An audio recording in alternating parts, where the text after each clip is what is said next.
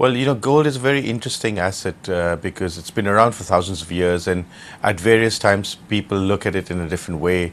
And what we're seeing right now is a change in perception about gold.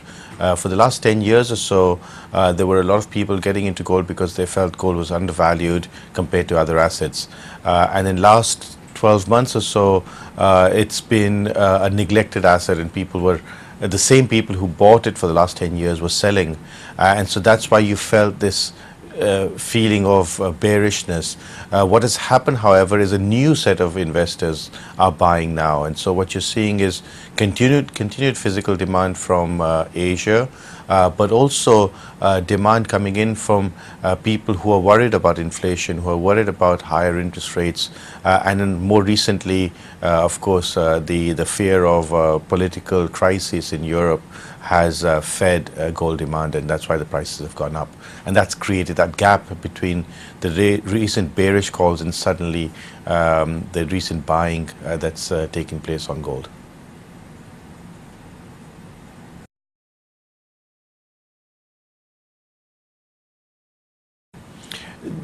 What you're seeing is a little bit of a rotation in terms of money actually flowing out of emerging markets and more into the developed markets, predominantly the United States. And that's had somewhat of an impact because people feel that, okay, we need to rotate out of what we've been investing earlier, gold being one of them, emerging markets, equities being similar. And that's seen some sell-offs in gold, actually. And that's why you saw the ETF holdings come off substantially.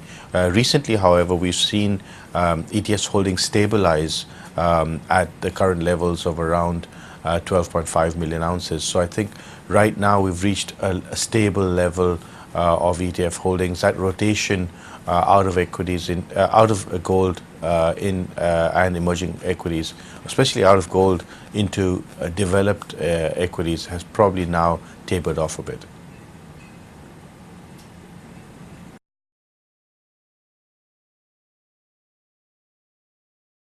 Right now, we're seeing a little bit of a difference in demand patterns in China and India. There has been a slowdown compared to last year in China. I think last year saw an incredible increase in demand in China. And while demand is still at higher levels, we're not seeing the growth that we've seen in the last 3 or 4 years.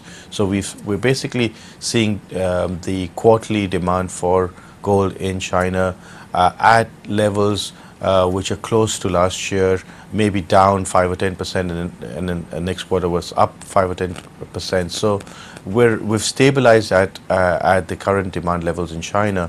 As far as India is concerned, the demand is lower, predominantly because of the higher duties and the higher prices. So compared to 2 years ago, for example, demand has come off a bit, but it's not really a significant drop. It's again plateauing at the levels that we saw in the last quarter of last year.